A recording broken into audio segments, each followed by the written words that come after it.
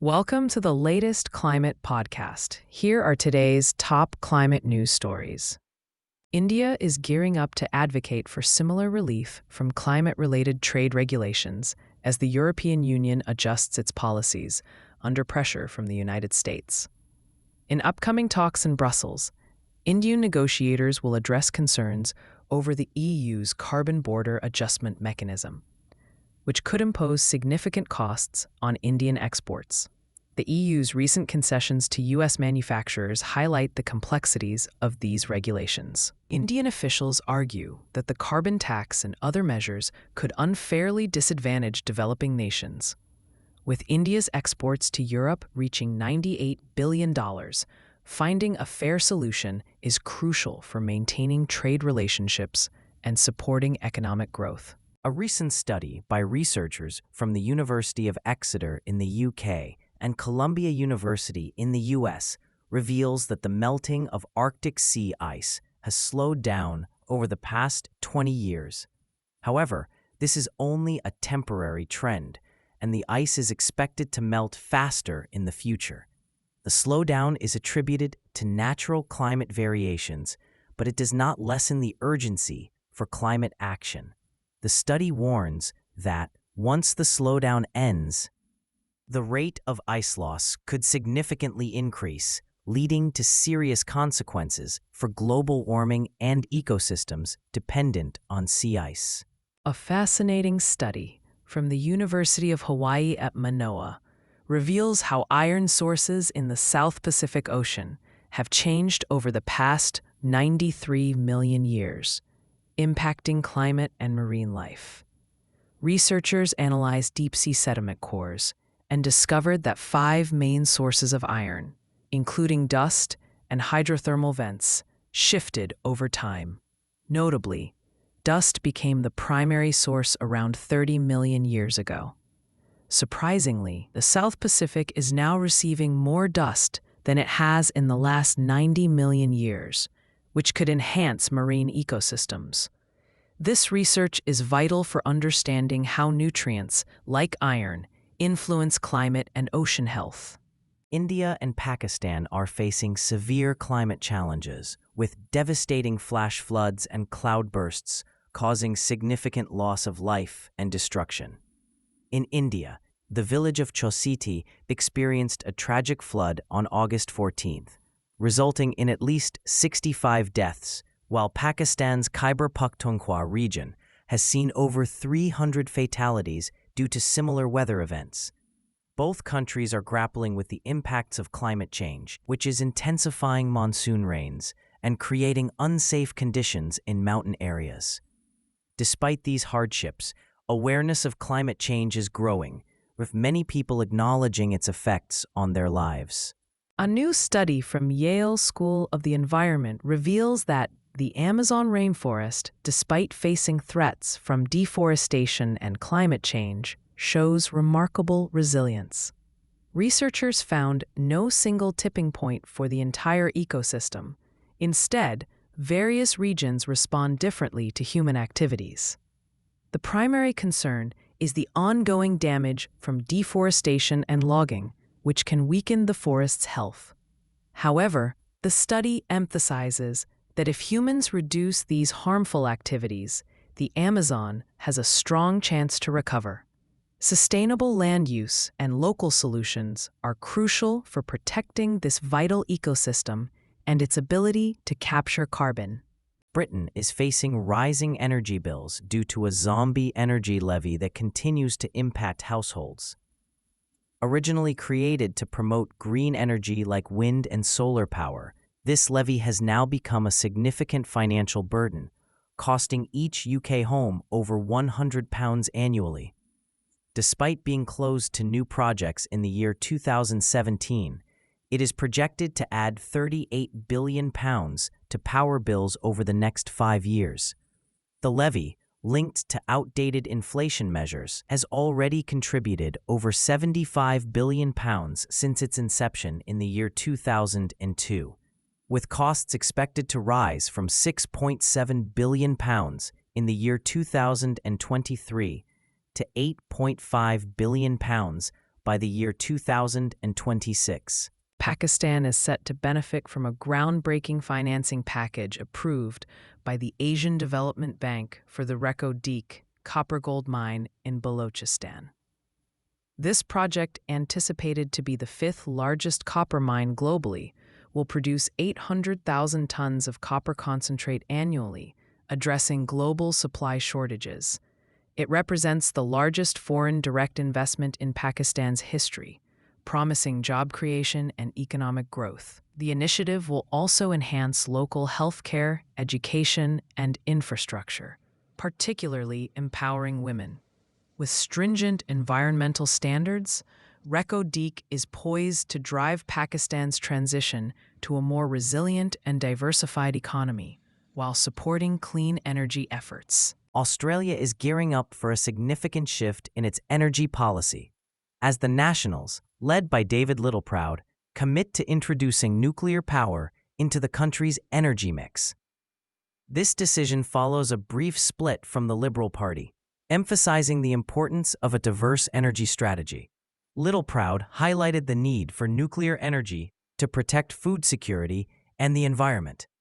Additionally, the Nationals are advocating for a $20 billion Regional Australia Future Fund to enhance local services and support. The party's discussions at the annual convention also sparked debates on climate action, aiming to lay a strong foundation for future policies. Countries around the world are adapting to climate change as tourists seek cooler vacation spots, known as Coolcations. In Abu Dhabi, Masdar City combines ancient practices and modern technology to combat extreme heat, while Harbin, China, transforms its Winter Ice Festival into a summer attraction. Sapporo, Japan, uses melted snow for air conditioning, and Copenhagen encourages eco-friendly travel with rewards for visitors. Paris is creating cool islands to help tourists escape the heat, and Singapore's super trees enhance both tourism and urban cooling. Meanwhile, Phoenix, Arizona, implements a cool pavement program to lower temperatures for residents and visitors alike. In Mumbai, 45 enthusiastic young people from Maharashtra gathered to shape India's climate priorities ahead of the COP30 summit in Brazil this November. This event, part of the local conference of youth, allowed participants to share their experiences with floods, heat waves, and pollution, while proposing practical solutions. Facilitated by Paki Das, the discussions emphasized the importance of youth involvement in climate action. Participants highlighted the urgent need for sustainable practices in rapidly growing cities like Mumbai. Their collective insights will contribute to India's official youth statement, showcasing the determination of young Indians to lead the way toward a climate-resilient future. Taiwan is facing a pivotal moment as citizens prepare to vote on recalling 7 opposition legislators and a referendum on reinstating nuclear power. This follows the recent shutdown of the island's last nuclear reactor, making energy discussions even more crucial. The ruling Democratic Progressive Party aims to regain legislative control, while the opposition Nationalist Party and Taiwan People's Party advocate for nuclear energy's return. Supporters believe nuclear power could reduce electricity costs and meet the growing demands of artificial intelligence. With influential figures like NVIDIA founder Jensen Huang backing this energy source, Taiwan's energy future is at a crossroads. In Maharashtra, electric vehicles will now enjoy toll-free travel on major highways, including the Atal Setu, Mumbai-Pune Expressway, and Samruddhi Mahamarg, starting from August 23, 2025. This exciting initiative, led by Chief Minister Devendra Fadnavis and his team, aims to promote eco-friendly transportation and reduce emissions. The exemption applies to all electric four-wheelers and e-buses, making it easier and more affordable for citizens to choose electric mobility. By eliminating toll fees, the state encourages more people to adopt electric vehicles, paving the way for cleaner and greener travel across Maharashtra's busy routes. Researchers at King's College London have exciting news about how Europe could achieve net zero emissions with space-based solar panels. A new study suggests that by 2050, these panels could provide up to 80% of Europe's renewable energy, significantly cutting grid costs by 7 to 15%. The technology, which allows solar panels to continuously face the sun, is being pursued by several countries, including China, India, Japan, Russia, the United States, and the United Kingdom. While promising, further technological advancements are needed before this innovative energy solution can be fully realized. In the UK, drivers can now benefit from government grants of up to £25,000 for electric vans and trucks, encouraging the shift to cleaner transportation. The plug-in van and truck grant has been extended until at least 2027, offering discounts of £2,500 for small vans, £5,000 for larger vans, and significant savings for trucks. Future of Roads Minister Lillian Greenwood emphasized that this initiative supports healthier communities and economic growth. With various electric models available from manufacturers like Renault and Ford, this program aims to make electric vehicles more affordable and accessible, promoting a greener future for all. A breakthrough by the U.S. firm Clean Core Thorium Energy could significantly benefit India, which has the world's largest thorium reserves but limited uranium sources. Their new thorium-based fuel achieved a remarkable burn-up level, promising a safer and more efficient alternative for nuclear energy. Indian physicist Anil Kakodkar praised this development, highlighting its potential to enhance India's energy independence and economic viability. By leveraging thorium, India could transition to advanced molten salt reactors, reducing reliance on imported uranium and contributing to global energy security. This innovation not only supports India's energy goals, but also aligns with climate-friendly initiatives. Iran and Russia's foreign ministers, Abbas Araqi and Sergei Lavrov, recently held discussions about nuclear issues and Iran's collaboration with the International Atomic Energy Agency. They focused on the upcoming expiration of UN Security Council Resolution 223-1, which supports the 2015 nuclear deal, set for October 18, 2025. The ministers also evaluated the potential for future nuclear negotiations and agreed to maintain ongoing consultations.